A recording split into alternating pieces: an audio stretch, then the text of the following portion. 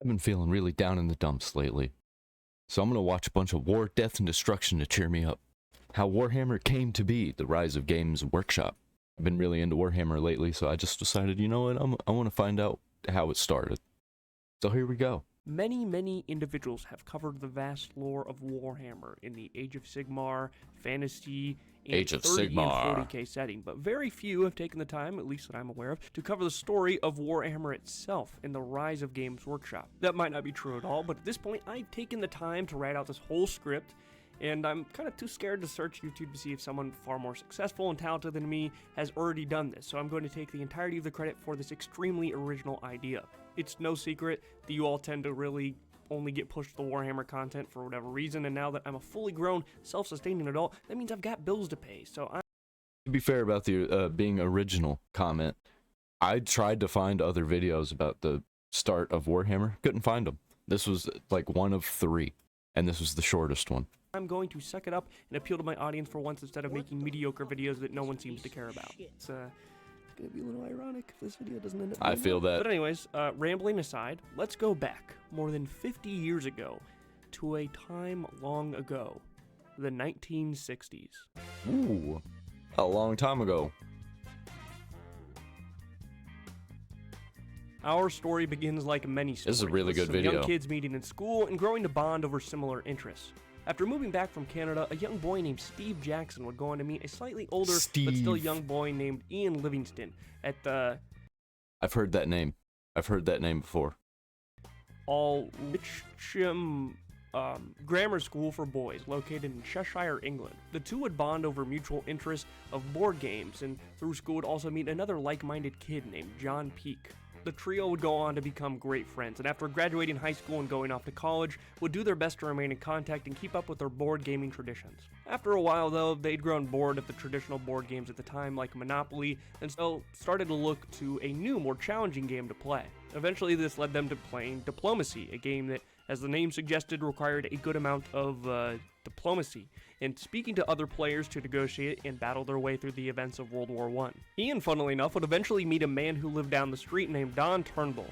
Don was also a big fan of Diplomacy and just so happened to publish a small magazine focusing around the game called Albion. Ian would end up drawing and assisting in other items for the magazine before Don eventually called it quits after the 50th issue of the magazine. For Ian, though, Diplomacy was just the start of the journey to getting into more complex board games. The creators of Diplomacy had also produced a game called Stalingrad, which Steve and Ian both became big fans of. Stalingrad was a very complex game that required a large amount of strategy. It looks like a Risk or a Civilization type game. Strategy to win, and through this game would also become fans of the tabletop wargaming genre. After John, Steve, and Ian had all finished up their studies at their respective colleges, the trio would all unite again in London, moving into a shared flat together. During a late-night gaming session, the boys started discussing the idea of starting their own company, maybe making their own board games. There was inevitably some hesitation within the group about starting a company, and for a while, it remained a fun yet unrealistic dream. But after Steve had landed himself a role as a reviewer for Games and Puzzles magazine, the group had regained interest in the idea, and after taking a small loan from Steve's mom and a bit of brainstorming on a name, in January of 1975, the group would eventually start Games Workshop, a name that was only narrowly beaten out by close contenders such as Games Garage, Synapse Games, and my personal favorite, Gas Games. John was the craftsman of the group, helping to make finely crafted wooden boards for Go, Mancala, and other board games, all in the comfort of his own bedroom. Steve would be the financial manager, keeping track of payments and payments due for the company, and Ian would work to make the first rendition of the company's logo and this funny looking Mickey Mouse mascot. Shortly after this small production had been established. Oh man, that looked like it was a YouTube animator cartoon. I don't even remember, like Prostitute Mickey, something like that. About a month later, Steve and Ian would work on setting up their own gaming magazine for Games Workshop, called Owl and Weasel. The name, albeit a little bit odd, was the brainchild of Steve, with the intention being the games required the intelligence of an owl and the cunning sneakiness of a weasel. With the help of some old typewriters, Ian's previous experience helping with Albion magazine, and Steve's experience writing reviews for Game and Puzzles magazine, the pair were able to push out 25 issues of Owl and Weasel before the magazine would eventually come to an end in 1977. But this was not before the group would strike gold with a once-in-a-lifetime opportunity. After attending a gaming convention, Steve and Ian would would both attend a booth where a small group of individuals were playing what would later become known as a tabletop role-playing game. After watching with fascination, the pair would learn that the game was called Dungeons and Dragons. Interested to see where this might develop. I heard of Dungeons and Dragons. I heard of that. May have played it a time or two. Or 3 or 4. And hoping to play it at some point in the future, Steve wrote a short article about the game in one of their issues of Alan Weasel. Shortly after, they received a package in the mail asking the magazine's authors if they might take the time to review this person's game. And upon opening the package, they realized they had received their very own early copy of Dungeons and Dragons from one of the game's creators itself, Gary. I have the game that started Dungeons and Dragons, called Karn or Cairn. I don't really know how to pronounce it. It's just this little book. I've even got the bestiary. It's a little bit thicker. Also, this other cool game, it's White Box. I haven't played it yet, but it's got a lot of info in it. Gygax. Steve and Ian would become huge fans of the game and so decided to order some copies to distribute for people across the UK. Gary would see these orders come in and would make Games Workshop an offer to have them as the European distributor of the product. After playing some games of D&D themselves, Steve wrote a review praising D&D and Alan Weasel, and over time they started to receive many orders for the game from eager Europeans hoping to get their hands on the game. Despite the success the company had, John didn't have much interest in the RPG aspect of tabletop gaming, and would decide to leave their company to focus on his real-life career in 1976, but still keeping a good relationship with Steve and Ian. But now that the duo was seeing some real success and enthusiasm with what they were distributing, Steve and Ian decided to host their own small gaming convention called Game Day. The first game day would go on to be successful, and so the group decided to host another game day in 1977, as well as a D&D day only a month after Game Day 2 due to the rising popularity of the tabletop RPG. These events would go on to be massively successful for the company, with the events easily breaking the capacity of the venues they were held in. In April of 1977, Steve and Ian believed they needed to move towards producing a more professional newsletter and looked at others in the industry who had previously done the same, and so decided to rebrand their newsletter into a more professional magazine, marking the end of Alan Weasel. In its place, Steve and Ian would launch a new magazine the same year called White Dwarf. The name derived from the title given to a... I've seen White Dwarf. I was gonna get White Dwarf instead of the White Box. Dying star, as well as serving as a nod to the popular short and stocky fantasy race. White Dwarf, unlike Alan Weasel, would instead be a paid... Oh, was it a magazine, not a game? Okay. Is there a game too? Because I saw it whenever I was looking up old games like that. Maybe it wasn't. Maybe it wasn't a game. Subscription service, as they needed money to not only increase the quality of the production, but to hopefully expand Games Workshop as a company. Although initially seen as a giant gamble for the company, in the end, the first edition of White Dwarf would sell out with 6,000 units sold, marking a huge success for GW. To help in the production of White Dwarf, Games Workshop would hire its first outside employee, a man by the name of Trevor Graver, and from there, partnerships and employees would only continue to grow and become a part of Games Workshop. GW would eventually open up their own retail store in March of '78, located right at 1 Dowling Road over in West London, with the previously mentioned Trevor Graver becoming not only their first employee, but also GW's first ever store manager. That same year, a man named Brian Ansell would propose a business agreement. That man looked straight up American. All these British people, that dude looked American as fuck. With Steve and Ian. Brian was the man behind a miniature production company called Asgard Miniatures, and Games Workshop had been customers of his. I've never heard of most of this selling stuff. Many of his miniatures through their new magazine. After popping over to London to meet with the pair, Brian would suggest a new partnership in which he was offering to make exclusive miniatures for Games Workshop to sell. Steve and Ian were thrilled at this idea, and so a partnership was forged, and throughout 1978, sales were great for these miniatures. So much, in fact, that Steve and Ian wanted to start their own new company for miniature production, with Brian by their side. With a bit of negotiation, Steve, Ian, and Brian would all have equal stakes in a brand new company that would launch on December 28th of 1978, Citadel Miniatures. Games Workshop is now able to start pumping out models for role-playing games like hotcakes. This allowed for Games Workshop to not only profit off the European distribution of D&D, but also make it so they could easily profit from their miniatures by selling them directly alongside their distributed D&D merchandise. Going into 1979 though, GW knew they could really only afford to do this for so long since they didn't own D&D, they just held the distribution rights, and their initial contract had actually expired in 1978, but TSR, the company who owned the rights to D&D, had let Games Workshop continue to distribute the game throughout most of 1979. But this only went on for a short while before TSR would finally state that they didn't want to renew the distribution rights for Games Workshop.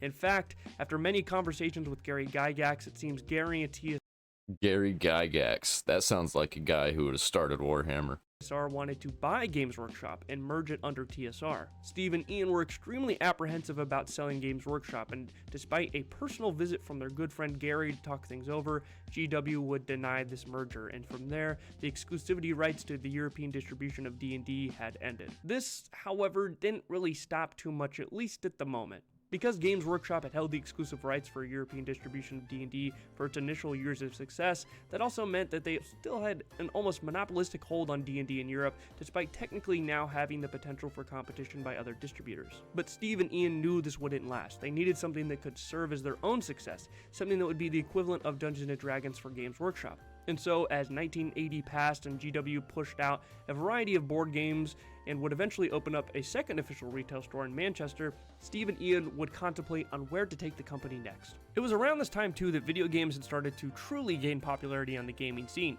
pushing board games out of the way to make room for a brand new platform to play games on. As excited as Steve and Ian were about the future that video games painted, they also knew that they served as a potential giant rival to their business. Yeah, not for long though, because not too long after the Atari, they had that giant games crash. That I think was actually just in America. I don't think it was worldwide. In 1981, Steve and Ian would be taken off guard when Brian, their co-founder of Citadel, resigned from the company. Due to budgetary restrictions, Brian felt limited and annoyed that more money was being invested into Games Workshop instead of Citadel, and so would leave abruptly. This, however, wouldn't last long, as Brian's girlfriend, Diane Lane, stayed with Games Workshop after Brian's departure and had been hired as office manager for Citadel. This allowed for Diane to set up a negotiation with Brian and Games Workshop, but he was hired back on in 1982. Now back with the company, Brian had been brainstorming ideas of how to next expand Games Workshop after the unfortunate end of the D&D business relationship, and of course to combat the new upcoming competition from video games. He had an idea, and to help him with its creation, he hired Richard Halloway and Rick Priestley, two friends who had previously worked together on the 1978 game Reaper, and some other war games. With this previous experience, as well as some inspiration from Tolkien's Lord of the Rings, Brian, Richard, and Rick would work together to flesh out Brian's idea, and as the year went on, Runehammer, as the game is called, Bro, I'm gonna have to look that up. Runehammer, that sounds cool. And to truly start to shape into something special for Citadel. To avoid confusion with another game that GW published called RuneQuest, the game's name was changed to Warhammer, or sometimes called Warhammer Fantasy Battle, and would be officially launched in May of 19. So Warhammer was like fantasy, like medieval stuff, Lord of the Rings type, but over the top, badass still. I want to know what the connection is between Warhammer and Warhammer 40k. 83. Upon its release, its initial 3,000 first edition copies sold out almost immediately, prompting a huge demand for more. Now, Warhammer in its early stages was not like Warhammer that we know today. Because of the growing popularity of D&D at this time, Warhammer initially tried to do a blend of not only a war game, but a role-playing game as well. This is widely bashed on by critics, as the role-playing system did not feel nearly as interesting as the tactics of the actual wargame itself. The game was also heavily criticized for the many errors that existed in their rulebooks, but overall the game itself was viewed positively. Back at Games Workshop, however, things were going a little bit less than ideal. 2 months prior, Brian Ansel, the current managing director of Citadel, who we've previously mentioned, wanted to buy the rest of the shares of the company from Ian and Steve. This negotiation lasted 2 months up until the release of Warhammer, in which negotiations would stop and Brian would yet again leave the company. Let's go. Keep that company going. Later this year, the video game crash would occur, causing many companies to die off and millions of units of games to almost entirely be untouched. Back to board games. It was a massive financial loss for the industry, and it was directly caused by a huge oversaturation of poor games on the market. You might make the mistake of viewing oversaturation of poor games on the market, you say? Sounds a little bit like what's happening today here in America. Again, because it's not happening worldwide. Other countries are making good games. It's just like the white people countries. This is a positive thing for Games Workshop, since they were focused on board games, but because Steve and Ian had seen the potential of video games, they began to distribute game cartridges for systems like the Atari as well. This meant when the crash finally hit around Christmas of that year, GW was sitting on a massive overstock of almost worthless video game cartridges. As admitted by Ian in his book Dice Men, a resource that has been incredibly helpful for this video, I highly recommend it if you're still here at this point. Games Workshop survived I have to keep that in mind. Thanks to our hobby game sales and the determination of retail operations manager Bob Malin to return a lot of overstocks to their manufacturers. Bob Malin was able to brutally negotiate with these companies so that they took all of their now useless stock back, making sure Games Workshop did not actually have to pay for all of these unsold copies. So, yeah, shout out to Bob. Hell yeah, Bob. What a G. Love Despite you, Bob. quite possibly narrowly avoiding the death of the company and the unfortunate video game crash, 1984 would be a great year for Games Workshop. Although I couldn't find exactly when specifically he came back, from everything I've read, Brian Ansel was yet again back at Citadel. Warhammer What would is also with see this its guy? first expansion, Forces of Fantasy. This expansion for the first edition of Warhammer would resolve a large amount of errors and issues that plagued the first edition rules, and was positively received by Man, I wish I had all the money in the world to buy all this stuff. Hey man, if you want to help me buy some of these games that I really want to play, I got a PayPal down in the description. critics. Not only would Warhammer's first expansion drop this year, but second edition would launch this year as well, adding in new types of units, effects like reserves, flying, artillery, as well as improving the rules of the game yet again, much to the approval of critics. Despite the video game crash of '83, Ian and Steve doubled down on releasing their own video games, and GW continued to see success with sales for games that were essentially computer ports of their own board games on consoles. Outside of GW, Ian himself was able to work on his own game, Eureka, a mystery adventure game that would boast a £25,000 prize handed out by the publisher Domark for the first person to complete the game. This publishing deal was only made possible by the success of Steve and Ian's Choose Your Own Adventure style book series called Fighting Fantasy, as their most recent book in the series, Deathtrap Dungeon, was the #1 book on the children's best-selling book list. In fact, Ian and Steve were having giant success with their book series.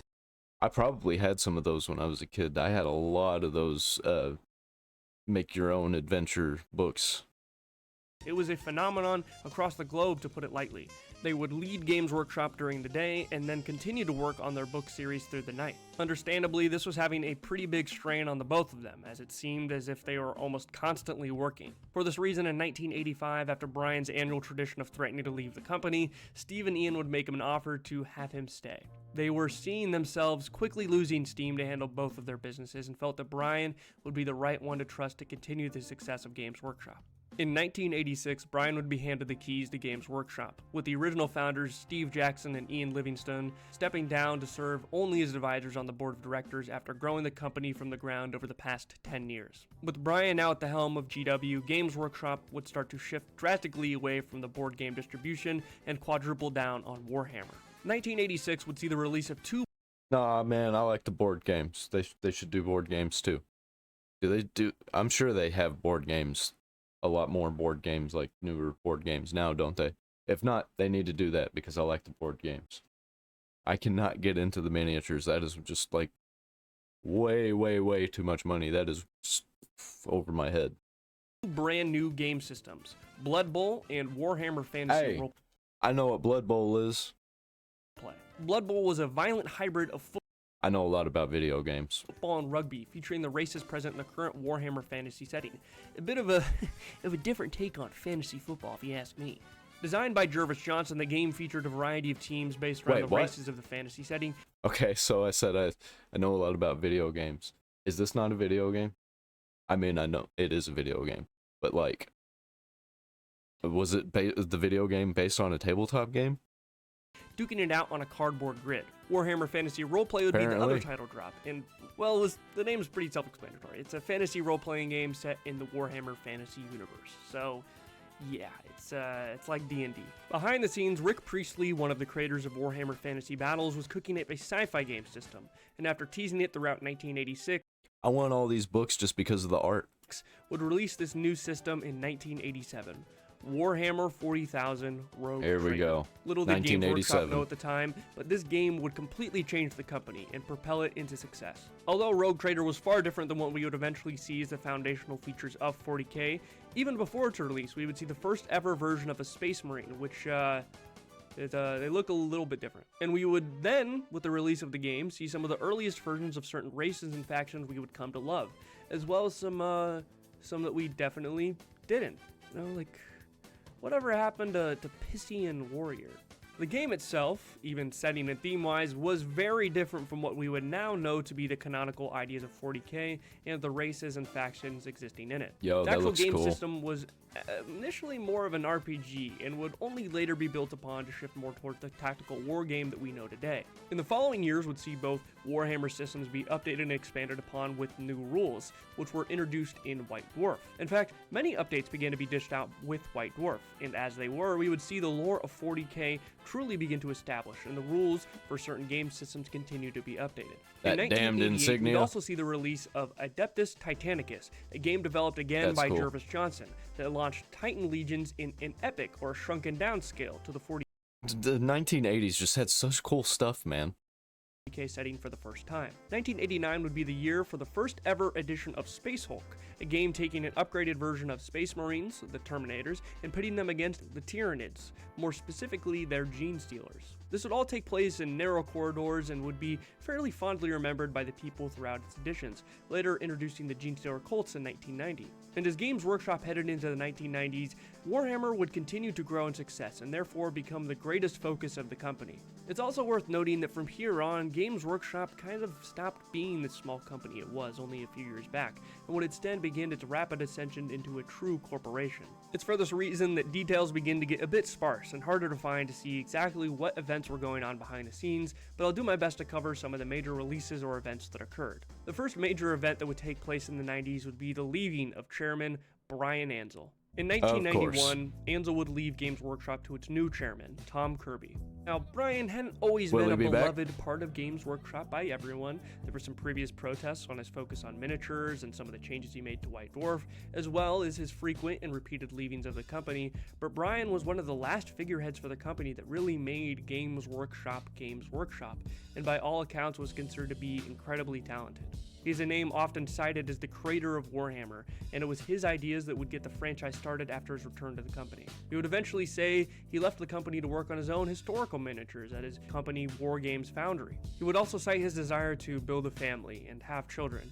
And unfortunately, as I was writing this part of the script for the video, I found out that Brian passed away only a few days ago, on Damn. December 30th of 2023. So, rest in peace to a legend, as without him, we wouldn't Yep. have Warhammer. Rip King. True American His hero. successor, Tom Kirby, would unfortunately go on to be fairly disliked by the community for some of his baffling takes on things such as market research and the company as a whole, but we'll get into that a little bit later. Yeah, corporations are gonna corporation, ain't they? Especially when the original creators aren't involved anymore. Leadership aside, the 90s would be filled with different board games and game systems released for Warhammer within the 40k and fantasy setting. And Nah, it's honestly, if I took the too time to cover fast. all of them, we might be here all day, so I'll quickly go through all the stuff I was able to find or felt was important. In 1992, we'd see the first release of the first ever Warhammer video. game, Space Crusade, the game being a faithful copy of Games Workshop board game of the same name. In 1993, the second edition of Warhammer 40,000 would be released, seeing major changes to the tone of the franchise and becoming more pessimistic and grimdark like we know today with the help of Yeah. Andy Chambers. 1993 would also see the release of Jervis Johnson's Horus Heresy, Hey, a I board know some game stuff that about recreated that. the invasion of Horus versus the Emperor of Mankind on Terra. 1995, Andy Chambers and Jervis Johnson worked together to make the first ever iteration of Necromunda, a skirmish game where rival gangs and factions competed Yo. on the industrial hive That seems cool as fuck. world of Necromunda. 1997 would see the Sisters of Battle, or Adeptus Sororitas, receive their first miniatures for 40k, with the third edition of 40k releasing in 1998, which would feature two brand new Xenos races, the Drukhari, or Dark Eldar, as well as the Necrons. Forge World will also be officially founded this year after Games Workshop had terminated the contract they had previously had with the company Armorcast, which helped to make large-scale resin miniatures. 1999, Battlefleet Yeah, now everybody just uses 3D printers, don't they? Gothic would release a game system that featured fleets of giant ships from opposing factions fighting over their battles across the vast No, that seems like my game right there. void of space. The fantasy the skirmish space game stuff. Mordheim would also be released this year, offering a detailed campaign system that is still beloved by people to this day. After Y2K didn't blow up the planet or whatever, Games Workshop continued to grow their brand, and the 2000s would be a time Hey, speaking of Y2K, this hat is a Y2K hat. 010100. And it says, it's coming on the back of it. I don't know if you saw that. time in which Warhammer, particularly 40k, would begin to reach new heights of popularity. 2001 would be a huge year for Games Workshop. This year would see the introduction of the Tau to the 40k setting, a race of blue alien people who rode around on big old Gundams, appealing to a very different audience as compared to the previous 40k miniatures, but of course simultaneously was hated by other existing fans. Honestly, in retrospect, these blue rootin' tootin' samurai warriors were a footnote on the real success of this year, the Lord of the Rings strategy battle game, also known nowadays as Middle-earth strategy battle game. This game system, along with its following editions, would be released alongside... I know I've seen this in my local game shop. There's some people that like to play it. The movies in theaters at the times, with the first edition launching around the time of the release of The Fellowship of the Ring, which, as many people know, would go on to be a hugely successful trilogy of movies, and therefore only brought more attention to the game system as well as other Games Workshop products. 2003 would see the return of the Horus Heresy game system, but no, not that one, or this one. No, this Horus Heresy was a card game. And I like me some card games. But Epic Armageddon was also released this year as a follow-up to Epic 40k, and featured a believed to be well-received system of open development with a set of test rules released to the community before they were officially rolled into the main rules, allowing for community feedback before a possibly catastrophic change was implemented. 2004 would be the year that the 4th edition of 40k would launch, along with a video game that would become so beloved and successful it even saw people who had never heard of the franchise becoming 40k fans. Warhammer 40,000 Dawn of War. Yeah, I haven't ever played it. I've been trying to find out what this game is. I didn't look too hard into it, but I'm going to play it. I'm definitely going to play it. An RTS game that is very fondly remembered not just in the Warhammer community, but the wider RTS community as well. Jumping forward, 2007 would see the release of Aeronautica Imperialis, which is conceptually similar to Battlefleet Gothic in the sense that they both focus on flying crafts, but this one was much more focused on standard aircraft as opposed to the giant hulking spaceships present in Battlefleet Gothic. In 2008, we'd see the Games Workshop attempt to cash in on the success of the MMO genre with the release of Warhammer Online: Age of Reckoning. Published by EA and developed by Mythic Entertainment, the game would unfortunately end up failing as yet another one of the victims to the Titan World of Warcraft. But from what I heard from everyone, it was a fairly well-made game, and there are still some efforts made to resurrect it, with efforts in the community to make private servers. 2009 would see the release of Dawn of War 2, which unfortunately for some people did not live up to the first game, cutting out the base building feature while also having things that players had issues with, but it was still overall successful and some players praised it. It still looks fun. 2010 would see the 8th and final release of Warhammer Fantasy Battles, the game that started the franchise in its entirety. Although it would only be officially discontinued in 2015, it was around this time that the seeds of an unfortunate collapse of the fantasy setting were being sown, which we can discuss more in depth here shortly. In 2011, Warhammer 40k Space Marine would be released by THQ, a third-person action shooter that is still widely beloved today, with the sequel hopefully coming. I've never played it. I've never played it. I'm definitely gonna play it. I'll play it eventually.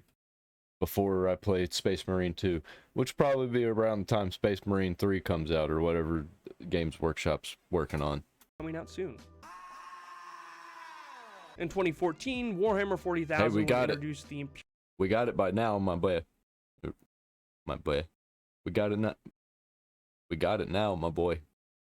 Imperial Knights is a playable faction for the game, and shortly after this announcement, 7th edition would be launched. 2015 would be one of the wildest years Games Workshop would ever have. The 7th edition of 40k would see the release of the Adeptus Mechanicus, as well as updated models for Harlequins. But that would inevitably be dwarfed by the bigger drama that was unfolding behind the scenes in front of players' eyes, when Warhammer Fantasy's battles would abruptly come to an end and be replaced with Warhammer Age of Sigmar in 2015. There was never an entirely solid reason as to why Fantasy's end times would inevitably occur, but there was a lot of speculation rooted in some factual information that the community was able to use to hypothesize about what really happened. One massive issue that Warhammer Fantasy setting had, at least from the perspective of Games Workshop, was that many of the ideas and names present in the setting were not copyrightable, which is no surprise considering their initial inspiration for the world of Warhammer Fantasy was heavily inspired by Tolkien. There was also a growing discontent that would be seen over the previous few years, with Games Workshop attempting to twist the arms of its player base to buy newer models and factions, with increasingly higher prices to little success. Many players content to just keep their older armies and models. Although never confirmed, it was said that Space Marines alone were outselling the entirety of the Warhammer Fantasy range. This was only worsened by GW and chairman Tom Kirby when in 2014, in a public annual report of the company, Tom Kirby showed a lack of acknowledgement of the real threat that 3D printing was soon posing to their company and proudly stood behind the fact that Games Workshop did not need to do market research.